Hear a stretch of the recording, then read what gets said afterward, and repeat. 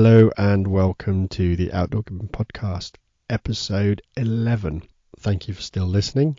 It's taken a bit of time to get this one recorded. Well, actually, just to put the start and the finish on it, we actually recorded the podcast back at the beginning of November. But as everybody knows, time flies and November just kind of came and went. We're well on into the doe season. There's lots of other things have been happening. Obviously, you've seen, if you follow my social media feed, that we went off and had a fantastic opportunity for a wild boar just up in Inverness. I will try and record that down as a podcast so that people can actually hear about the pigs that are about. A lot of people didn't realise that these things are roaming around the countryside up there, so that should hopefully be a good one in the near future. Anyway, let's get on and listen to the interview we had with Simon from Outfit International, which are basically the Harkila distributors in the UK, talking about product and other exciting things that they've got in the pipeline. Good afternoon, everybody. We are here today with Simon from Outfit International. Basically, it's the face of Harkila in the UK. So I'm going to sort of hand over to Simon and he can give us a bit of an introduction about who he is, how Outfit International and Harkila started and where we are today with it. Okay, good afternoon or morning, depending on when you're listening to this, everybody. My name's Simon.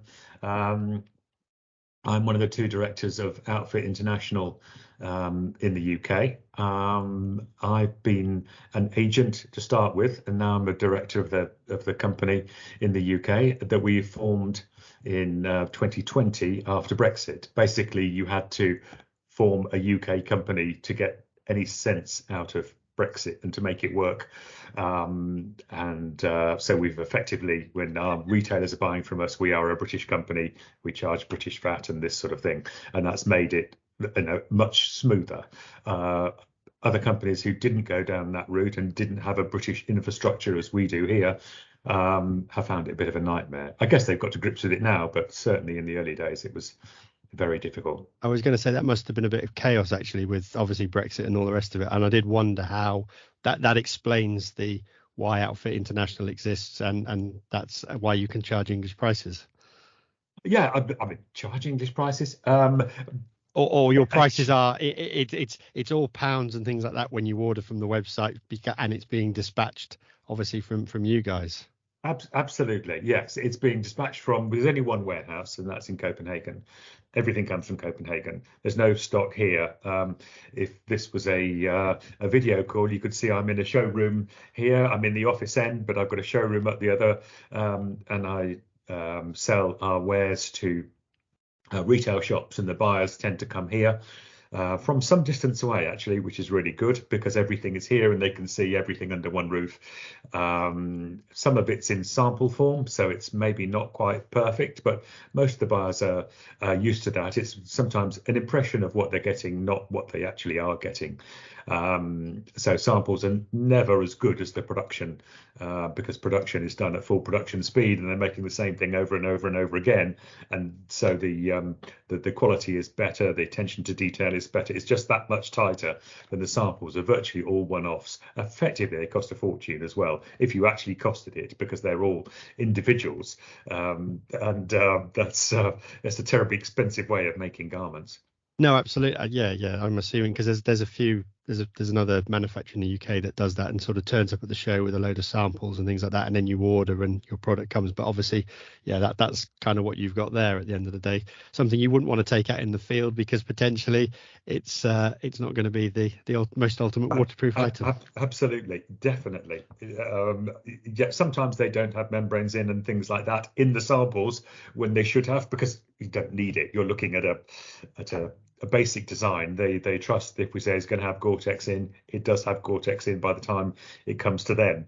This is probably they're ordering nearly a year in advance in some cases. So there's a long time in between buyers coming to see me and them receiving the product. Everything has got to be done way in advance. Typically our timing is 2 years to get something made, and that's from a finished design. If you're starting a design process, it can be 3 years. I think that's something that, yeah, that was something I was reading just a moment ago on the Harkila website. It's obviously they take time to plan. So a sketch or something like that will be drawn, and it takes a good period of time before that product will actually hit the shelves in sort of any of the markets, I'm assuming.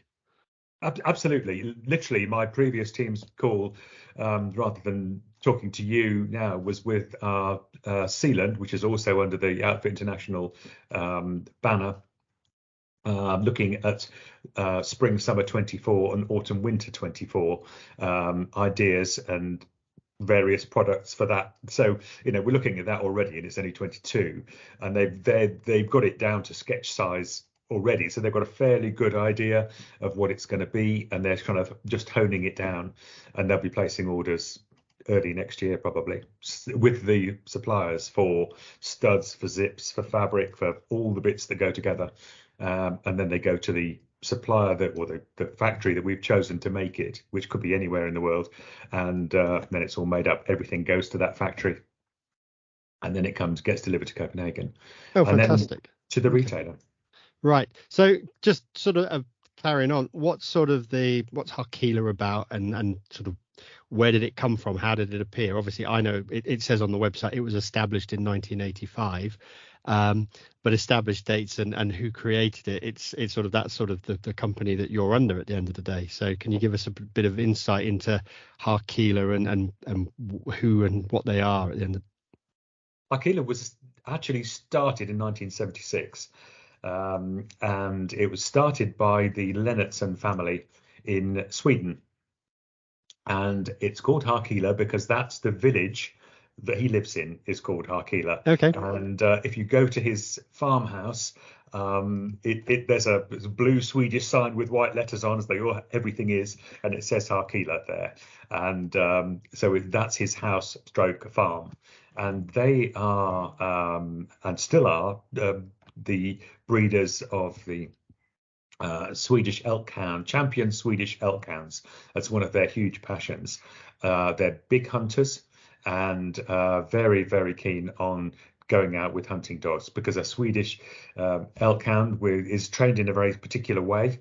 And so that is to find a moose, and then to stand 20 yards away from it and bark at it and not do anything else. Don't attack it. Don't go for a pea somewhere. Don't go and find a pheasant.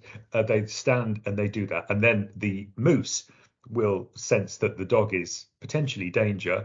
And so they, in their genes, they stand sort of fairly close at bay, put their head down in a threatening manner. And so there's this standoff between the two. And that is the chance for the hunters to catch up with the barking dog and shoot the moose. So this is what they do in Sweden. Sweden is an amazing place. It's an enormous country, absolutely huge. And they have some very extreme weather there in certain parts of Sweden. It's not uncommon for people to be under 20 foot of snow and go down to minus 25 and this kind of thing. Far more extreme conditions than we have in the bulk of the UK. And the Lennertson family, really guided by the father and the son. The son is called Kjell Lennertson, and he still works with the company today. They started making clothes because they couldn't get things that they wanted. Certainly in the 70s, basically you had a barber jacket, a wax jacket, or versions of that, and that was about your lot. And you either were wet or dry or smelling like an old sack or whatever it was, but that was your lot, really. It was still oilcloth. The Gore-Tex hadn't really come across. It had been invented because Gore-Tex was originally invented as a wound dressing in the Korean War, and nothing to do with waterproofing. That's to keeping muck and germs out of the wound if you'd been damaged, shot or something. So all these things were going on and developing, but really your staple diet as a field sports person, whether you're fishing, shooting, whatever you're doing, was a wax jacket. And that wasn't good enough. That was, certainly if you're in Sweden, that was really not up to the job. If it was wet, if it was snowy and these sort of things, wax jacket was very stiff. I've got a certain affection for a wax jacket. I've got to say, I spent 10 years as an agent for Barbour in my past, which I absolutely loved, even though that was working in central London. But It was great. Well, the wax Brilliant. jacket is essentially it was the British garment, wasn't it, at the end of the day? But Yes, as you say, when you're in sub-zero temperatures, that would become incredibly stiff and incredibly stiff. almost to the point where I remember them just as a kid. Yeah, they'd be like this stiff item that just doesn't move, and it's not going to be something that's going to work for hunting in Sweden with the snow and the weather and the rain conditions. They always leaked as well, wax jackets, always around all the seams. It didn't matter what happened, as much oil as you put on them, it just seemed to run in through the stitching. It was it's the way it is. That's as good as it got, really. There was kind of nothing else. Somehow, later on, Shell and his father managed to get a Gore-Tex license. This must be a time when Gore-Tex were trying to expand, I guess, from the US into Europe and wanting to, gain traction in extreme sporting activity. They do a lot, obviously, with cycling and skiing and climbing and everything else. Hunting was just another element of that. And so Shell managed to get a Gore-Tex license and started making or having Gore-Tex products made. They did it quite a lot with fleece, stretchy fleece, camo fleece, and some very Swedish looking products, I've got to say. Swedes quite like natural products, as people do today. So they have a lot of leather trousers, leather waistcoats, leather jackets, etc. But not like you're going to buy from the high street. Things that would make a motorcycle jacket seem lightweight. I mean, the ones that the Swedes like are very, very heavy and very tough. We did sell them for a while. Haven't got any in the range at the moment, but I believe there's some coming back. So it'll be quite interesting to see how the reaction goes to them. I suppose that's definitely a thing when you look at it. The European and the Scandinavian market for hunting clothes is absolutely massive. But then driven hunts and traipsing through or tracking a wounded beast through pretty much uncut undergrowth is quite common. I remember talking to a Swedish tracker, and it's like, oh yeah, you could track for several hours through everything to try and find an animal that's gone down. So you do need a hard wearing clothing, whereas obviously in the UK it's completely different, isn't it? At the end of the day, it's you might only just go gently through a hedge. Yeah, exactly. Or it's all kind of open hill. It may be terrible weather, but it's open hill. They're not quite the obstacles that there can be there. You can't be wading through the snow and everything else. Yeah, I mean, it's very different and very much geared to rifle shooters. Very much geared to That's the DNA for Harkila is rifle shooting, and we do have shotgun shooting product. In fact, we've got a brand new tweed set which is very exciting coming out for winter 23 that we're getting samples of in the next couple of weeks, which is very exciting when you get something like that. It's not a product that we get lots and lots of, but we can certainly sell things like that, and we've done very well with our previous tweed sets, so that's given us some encouragement to do another one. Oh, that's good. Okay, so yeah, no, that sort of covers the sort of the background of Harkila, which is something I didn't even know. So hopefully everybody's going to find that really interesting. But how do they? You talked about products being already the drawing board for 2024. How do they keep cutting edge? How do they know what's going to be the next big thing? Because at the end of the day, a jacket's a jacket, is it not? Or is there something more to it? A jacket is a jacket, but like we've said, looking at in my selling career from barber wax jackets, not particularly because it's a barber, but a wax jacket, to something like our Harkila Move set, which is got a lightweight Gore-Tex spider liner in it. It's a lighter weight jacket. It's well cut. It fits well. It works really well. We give a 5-year warranty with it. It's not a cheap product by any means, but it's tough and it's light. It'll keep you dry, and you won't get horribly sweaty in it as you do with some other things. The development from one to the other is huge. It's been through many different kind of reincarnations since then, from very heavy products to lighter weight, and that's the big thing at the moment in the market, is lighter weight product. That's what everybody wants. They want the lightest product possible for the maximum warmth, waterproofness, and if you can get that, you're doing well. Yeah, no, I see that, and you see things change. Obviously, I think some of us hunters, we get stuck in our way, and we like something that's heavyweight because it feels quality at the end of the day. When Harkila first came out, I remember my Pro Hunter trousers, they were heavyweight, and you felt that you were getting value for money because it had that heavy fabric. And then you get a new pair and it's a lighter fabric, and you're like, oh, it's different. is it going to be as strong and things like that. And I think that's always the things change, and sometimes we kind of stick in our old sort of rut and go, oh, I don't like change. But if the product is moving on and it is as good, then that's exactly what everybody's looking for, really, at the end of the day. I think, and that's aided by technology. I mean, we are at the whim of technology, just like anything else, like your computer, your phone, the car, whatever it is. You tend to gravitate towards the newest, the best, the latest, the highest spec, etc., etc. But fabrics have come on enormously. I mean, there's a few exhibitions that you can go to and see. There's one in Paris called Premier Vision, and that is a fabric exhibition, and there's loads and loads.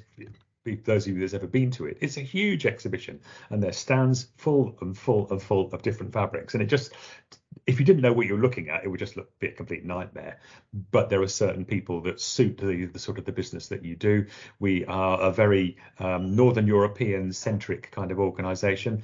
We tend towards Swedish manufacturers. There's quite a few. We use a lot of their products, a lot of their fabrics at the top end, but they can come from anywhere. There's a lot of people doing some really great products, and they are, as you say, they're tougher, they're lighter, they're stronger, they move better. Stretch is something that we incorporate in virtually all our garments now, and that's something that hasn't happened before. The advent of stretch just transforms the feeling of something. You don't need a gusset in the back of your jacket or a quilt or whatever it is to let you move and shoot. Your jacket's just stretchy, and I can agree with that. Yeah, because obviously I think my first it's slightly different brand. Obviously it was Sealand, but it was always a problem with Sealand trousers that you'd always go to stretch somewhere across a fence or something like that, and you'd end up ripping the crotch or something. And I know people have had issues with Harkila with their Pro Hunter trousers. So obviously stretch just changes everything straight away, because at least the product moves with you. It does, and I think actually you're harking back to something you said about Harkila Pro trousers being heavy. I think that was part of the problem, because gravity will take its own way. So the way you're moving, your trousers are going to head slowly south as you're moving around. So you need a belt. You probably need braces as well, to be honest. All our Harkila trousers come with brace buttons, but you really need to use those, because to keep the damn trousers up. No, I have a pair of Harkila braces. No, I agree. That was on my Christmas list. I remember about 2 years after having the trousers, I needed a pair of braces to keep them up, and it made a huge difference, because the trousers didn't slip and they did stay up round the back, and you didn't get that cold patch on the back of your spine and things like that. So no, I totally. And again, it's definitely a European and a Scandinavian thing. Braces are commonplace, because snow, you don't want snow ingress. It's the same with skiing clothes and all the rest of it. Everybody has braces on them. So okay, here's the sort of the big question. Harkila got some bad press over its boots, and you've obviously, there's been a lot of advertising and new boots are out there and things have changed. What's the biggest change that Harkila's done to get those boots to stop the waterproof issues? I think the boots that we had, firstly, I'd say we did have some problems with the boots.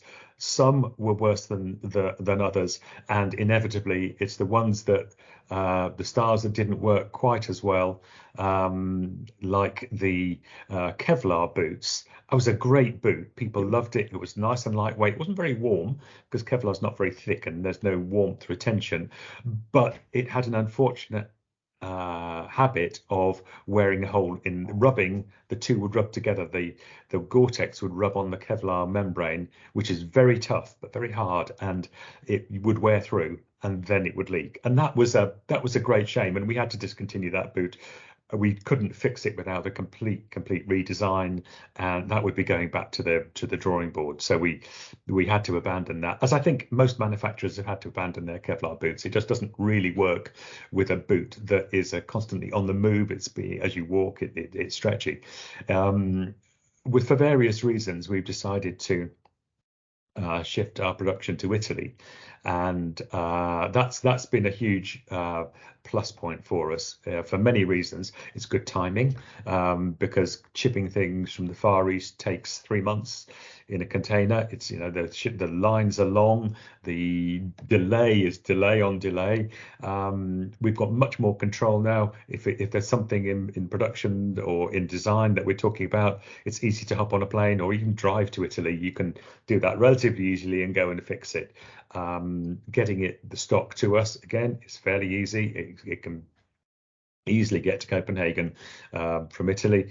It's a good quality manufacturing base, and we've decided to bite the bullet and go. It costs more, but that cost is worth it, and probably offset by the cost of some of the costs of shipping from the Far East. And we think that it's a really good move. We've had various people working with us to come up with the design for our newer boot range, and that's worked extremely well. We've really paid attention to some of the things that we've had problems with, like rands. Rands would come off, the rubber rand around the boot, or start to flip up at the corner. So we're now triple stitching all the rands down and gluing them, so they're glued and triple stitched, and in a big effort to make sure this doesn't happen. And that's been extremely successful in the 3 years or so that we've been working with an Italian manufacturers. That hasn't actually haven't had anything like any problems at all, I don't think. I'm trying to remember now, because I've worked from the UK head office, and they come back here, everything, all the or products that have got a fault with them or something come back here for inspection, and they're either dealt with here or returned to Denmark. So we do see everything absolutely passes through this office, and that's absolutely not been one of the problems that we've had. So that has worked extremely well. Waterproofing issues, it's just not been anything like the problem. I won't say, we can't say that we're 100% that we've never had a boot back with a complaint from that it's leaking, but we test everything. We test everything here. We have our own methods, and they're kind of tried and tested, and they work. And if there's something is wrong, we'll put our hands up, we'll replace it. We give all our boots a 2-year warranty, whichever they are, from the point of purchase. And if there's something wrong in that time, we'll either fix it or replace it. We've used some of the new things. There's a system called U-turn, which is like, I don't know, any of your listeners know about BOA boots, which is a wire and a That's dial. Right, yep. Yeah. That kind of came from the snowboarding industry, didn't it? That's the original idea. Was it seemed to be a much faster way of doing up a boot, and then it did transition across to the Harkila boots, is where I first saw it again. Yes, it's been something that we've worked. We had BOA boots. We kind of fell out with BOA. We decided to part company with them because of the way that they were working. So we found another one. It's actually a Danish manufacturer who make workwear boots in Denmark, and they have a system called U-turn, which is very similar. It's actually slightly simpler and not quite as bulky as the BOA system, and it seems to work very well, very well. If you're saying that this is the answer to everybody's prayers, it's not. Can you snap up one of these very strong laces? It has happened. We've sold thousands of boots, and maybe we've had them back in there 20, 30 pairs, something like that, with these broken. But we can fix it here straight away and send it back again. We've got all the spare bits and pieces. We've not been defeated by one yet, and it's a great system. It's not, if you're going to climb the Eiger, don't use some of these boots. No, absolutely. They're designed for hunting and sort of that sort of effect. If you say you want a set of mountain boots, you go out and you buy a set of crampon grade boots that are designed specifically for those conditions. Absolutely. This is a more general purpose boot. It do a bit of everything. They're extremely lightweight. If you see one in a shop, just pick it up, and I guarantee you'll pick it up and your hands will go up and you'll think, blimey, you're expecting something much heavier than that. You test it next to another more old-fashioned made boot, and they're probably about 2/3 the weight. I mean, it's Well, incredible. I've got to say that the new boots, obviously I had a pair of just before the transition, I think it would have been the Ridge, and stuck them on, went and stalked a stag straight up the hill, came out, feet were absolutely fine. They're now 12 months old. And again, they're just like gloves. You put them on and you wear them. You don't realize that you've got your boots on at the end of the day, and they're a 10-inch boot and they're Yeah. so comfortable. And that was it. I love the original the Kevlar boot because of exactly as it was. It was a lightweight boot and it was great. But yeah, everybody had problems. But it's one of those things. The internet runs wild with it, and everybody slags the brand off. So hopefully, Yeah. with your new boots and new design, you'll get out there and people will start to take heed and buy boots again. We've certainly put a huge amount of effort into trying to rectify these things, find out where we went wrong and what people actually were looking for. And everybody wants a lightweight boot.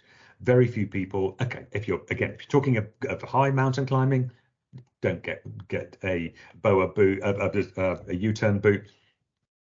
It's not going to do the job that you want it to. Get something heavier you can fit your crampons on. But for the vast majority of everything else, this is an absolutely perfectly fine boot. And the Ridge is a classic example of that. That was the first one we had made in Italy. There was his brother as well, which is called Ledge, which is a lower boot. And those were the first ones, and they've been really, really good. We're No, very, absolutely. very They are pleased. so comfortable, and they kind of take away. That's like the first thing most people, you say a Harkila boot and they go, oh, they're uncomfortable, but they're light.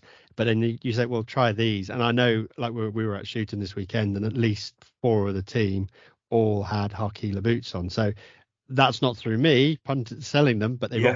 they've obviously put them on and felt that they're comfortable, and they've taken them and gone with it, and it's obviously working. So it's great to see. So moving that question forward, it's like Yeah. we've obviously talked about Scandinavia and Europe a lot. So how different is the UK market compared to the Scandinavian market? Because obviously we're a completely different breed over here when it comes to our methods of hunting, shooting, and all the rest of it that people would buy product for. Yes. I think you're right and you're wrong. We are probably more similar to the Scandinavians in size and shape. So regarding product fit, etc., actually that's a very easy transition for us because we are, lots of us are descended from Scandinavians somewhere down the line anyway, Yes. Yeah. particularly the people on the north and the east of the country.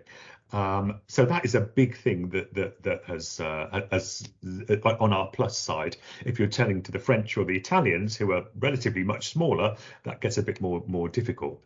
Having said that, the shooting, rifle shooting, is much more popular in this country than it was, even a relatively few years ago.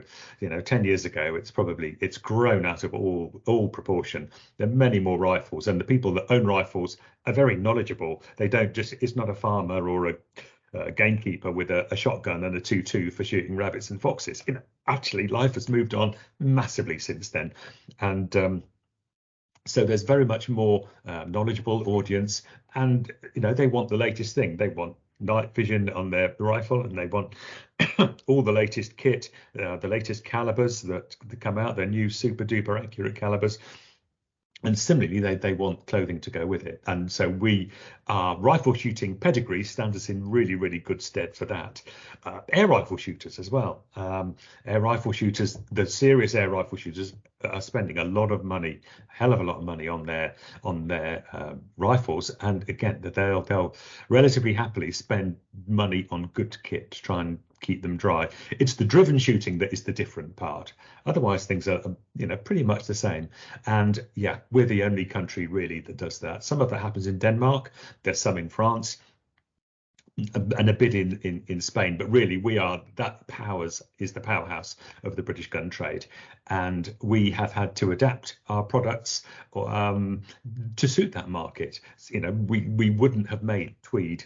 When I started as an agent 18 years ago, there actually was a tweed in the range, but it was a Sealand one, not a Harkila one. To actually get tweed into the Harkila range has taken a very long time. But when it did come, it's a proper Malalus, who are a British manufacturer in Delft, near Oldham. It's an old-fashioned mill. It's 100% wool. It's beautiful. It's Gore-Tex lined. It's really good. That's interesting to hear, because obviously, yeah, there's sort of, you've got the pattern tweed, which is obviously like a printed fabric, which I've got one of the smocks for.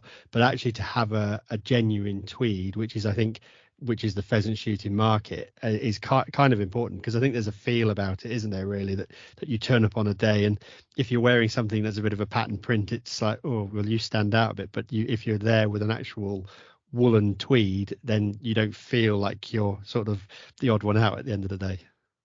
No, but the modern way of doing it is to put a membrane inside it, so you Yes. actually do stay dry, and you don't have to make it just so thick and so stinky by the time it gets wet that the water eventually seeps in and it weighs 20 pounds because it's That's full just the of water. Scottish hill keepers thing, I think. We all drag about an extra 20 pounds of water around with us on a wet day. I'm absolutely sure you do. I mean, it's if you want to do that, that's absolutely fine. But there are better things out there. And to be honest, the bulk of the business is not Scottish hill keepers. It's people who are doing, a number of days. Maybe it's 10, maybe it's 20, whatever it is, a year. Who want something light that they can hang up, is going to dry fairly quickly. That's going to keep the wind out, keep the wet out, and they're going to look smart, and they can dress up and look the part. And that's great. That tradition is fantastic. We love it. We support it. We've got a new tweed coming out for 2023 winter season that we're just getting the samples very soon, and I'm very much looking forward to that. So we embrace it, but it's not our whole business. So moving on, you're saying about the tweed coming out. What other new products are in the pipeline for that we might be able to hear about, or you can give us a sort of a bit of a snippet on, or something that's looking good for the future? Okay, heat products, has been really, really successful for us. With you have a power bank and you put it in the pocket and it heats up the small of your back, and that is a revelation. It's a great either jacket or waistcoat in its own right. It'll keep you nice and warm. I bought a jacket and I didn't actually turn it on for a year because I didn't need to. It just didn't get that cold. Last year I did. I actually turned it on because it was quite chilly at my little high seat. But that worked. Has been extremely successful, and there's a number of Me Too versions of that have appeared on the market. There is an upgrade to this. We'll have a Mark II version coming out shortly. Not this winter, it'll be the following winter. But even so, that's really exciting development. Again, pushing the boundaries of what we use. You'll be able to buy our new heated gloves. They're coming out this winter, and that heats the back of your hand, so you can still pick up a rifle or a shotgun. They're a little thicker, obviously, because they've got to keep you warm, but that has an individual battery per glove. And anybody who suffers from cold hands, absolutely, this is going to be the way forward. They're not inexpensive, but they're good. That And that's the key. At the end of the day, when you're sat in a high seat or something like that, and the snow starts coming down, or it's getting that chilly, just as the sun's about to go in its last light, everybody feels it. They're trying to tuck their hands in and keep them warm while you're out on a pheasant day. So that could be a great product that's going to keep people happy. yes, yeah, I certainly hope so. And I think probably the biggest thing for us this winter is the return of the Move jacket. It's in its secondary incarnation, slightly simpler design than the original one, but that light 5-year Pro Hunter warranty with it, lightweight, is great. We had a lot of people coming to us at the game fair asking us for that, and it didn't make it in time for the game fair in terms of production coming, but it's here now. So happy days. The new Move jacket is going to be really big this winter. So that's gonna be sort of the best product. That's the new product that's out there so obviously people must have shown an interest. How did you find the game fairs this year? It was, well, we don't do many. We do the Scottish game fair, and then we do the game fair at Ragley Hall, and we did the stalking show this year, which was the first time. Very well attended. All of them were pretty well attended. The stalking show was kind of a bit of a revelation. It's going to be a much bigger show this year than it was last year, because it was its first year. We thought, right, this is bang up our street. We need a stand there, and so that was good. We'll be there, but we'll be working in conjunction with retailers this time rather than doing it off our own bat. which is fine. The game fair at Ragley Hall was just really, really good. We didn't take the whole range. We worked again with a retailer because we sponsored the gun dog trial, as we have our retrieve gun dog range. That was very, very good. We were really, really busy for the 3 days, and so yeah, it worked extremely well. Scottish Game Fair was not quite as well attended as the previous year because it was very late the previous year, wasn't it? It was in It September. was. I didn't go, but my colleague did. So Uh, the Scottish Game Fair it was a bit short. It wasn't really a full 12 months between it, and I think the late season missed a lot of the keepers were not there because obviously the game season had started, and yes. then this year it kind of came back to being a bit. It was earlier again. It was back to its normal time, and I think Yes. people were like, well, we're only there what felt like last week, so we're not going to I go know. again, and that's probably where it fell down a bit. It's always a very quiet, more personal game for anyway, the Scone Game Fair compared to that of like Ragley Hall or something. And but at least, well, it seemed everybody was happy. I think a lot of people's comments that we found were there were a lot more clothes being sold this year rather than anything else at the Scottish Game Fair. So hopefully another 12 months, get this COVID thing, which pretty much is in the past, out the way, Oh, and the Scottish Game Fair yes. will Let's hope so. return to normal as it should Yes. be. Absolutely. I mean, some people had it was very mixed, I think, who did who did better or worse, or it was just different. It was a slightly different atmosphere to the previous Scottish Game Fairs. I'm looking forward to next year's anyway. I'm sure, as you say, it'll return to a more normal. The COVID effect will have unwound, I hope, and I think we should be back to some normal good trading and great banter I would say so. excellent whiskey. Yes, exactly. Right. So this moves us on to our sort of our next one. We see on social media that the European market and the Scandinavians all have their pro staff teams and things like that. The UK, it's one of those things it doesn't seem to be as most manufacturers and suppliers don't seem to have sort of the test teams and things like that. Is there a reason for that? Is it because they're manufacturing it, so they put it out to their local sort of guys that are doing it, or is it just a stigmatism of something that's wrong with the UK market? Um, no is the answer. That's not it. We did have a pro team, and that included two English guys who were or British guys anyway, who were on the team. I think it was great for them because they got to do some interesting hunting in some very difficult conditions.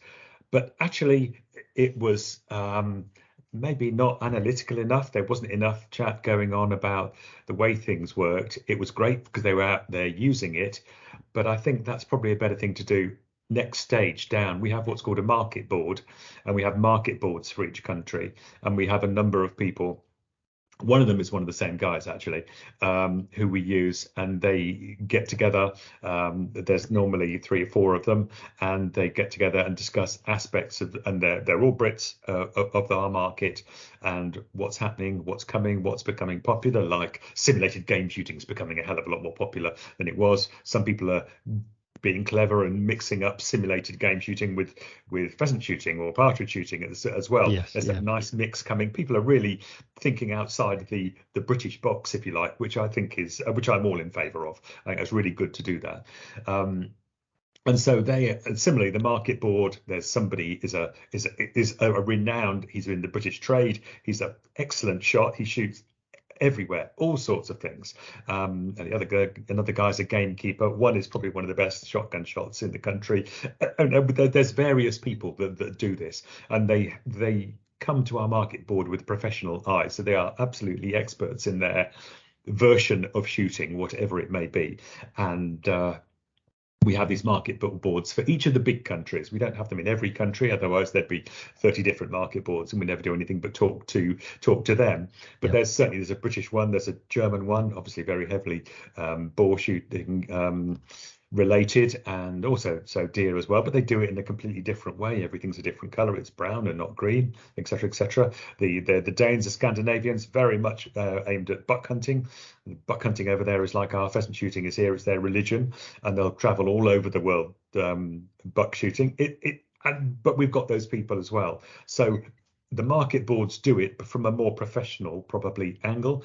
I'm not that's not being rude to anybody, but we want people who are professional in the gun trade. No, that's probably something that most people wouldn't know about, because all they see is a group on social media that wear all the kit, and it's like, they must be getting all of this stuff for free. But actually, to hear that explanation of it really does help. Will help people understand that, obviously, you've got a professional set of eyes behind it who are going, this kit does work. This is what we need to develop and how we change it, and things go. So actually, that's really useful. Really, really good. So what else is sort of future plans, growth, etc. for Harkila going forward? Well, I think for us in the UK, we've still got huge potential here because of the way that we shoot. There's always an opportunity for us to try and exploit that. There's more business there to do, particularly with shotguns. Harkila is a rifle shooting brand, and that's its DNA. It always will be. That won't change. But actually, the balance, I think, over the next few years, you'll see change slightly more towards shotgun shooting, more shotgun shooting product specifically aimed at shotgun shooting. Obviously, there's a crossover. You don't have to use it for that, but things that you would normally associate, you'd look at the guy wearing a fleece with big square cartridge pockets and think, that's good. That's something you could rough shoot with, something you could simulate a game shoot, or but you could do proper game shooting as well if you wanted. Underneath, you're wearing things a different way around. You're wearing a waistcoat on top of a mid layer, and no jacket. Maybe that's very popular. People don't like to wear top coats necessarily to shoot in unless it's absolutely chucking it down. But we do a very lightweight. The jacket's called Autumn, a very lightweight, stretchy layer that is a waterproof, windproof layer, but people quite often are wearing that with a waistcoat over the top, more clay pigeon shooting style for game shooting, because it's so much more comfortable. You're not restricted by the garment, and you can carry feasible number of cartridges in your pockets. It does seem to be a very common thing now. I know we've kind of taken to it up here that you'll wear like a lightweight waterproof. So I've got a Harkila jacket that then I'll put my waistcoat over the top of. So you still look smart, but at least underneath that you've got a waterproof layer, which at the weekend we needed, because we went from extreme short sleeve shirts to literally tipping it down with rain on a simulated game day. So it's anything that kind of works, which is kind of where the market's it's all changed a bit. I think everything's up in the air. Definitely. I think the other thing that's changing noticeably is the number of women that are shooting. I think we would love to equate that to sales of more women's clothing. That's not always the way it works. I think we've learned that there are some things that women will buy from us and some things they won't. And I think top layers they'll buy from us, mid layers, bottom shirts and things, they'll probably go to some their favourite supplier of these things and then get something more fashionable, really, or fashion conscious. I suspect slow fashion, I think it's called.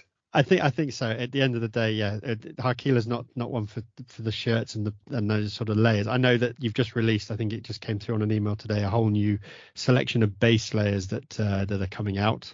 So yes. I saw that today, but obviously, it's shirts and stuff like that. I'm sure that the lady shooters will all disappear and buy something that they like, they know fits, that's got the right lines at the end of the day.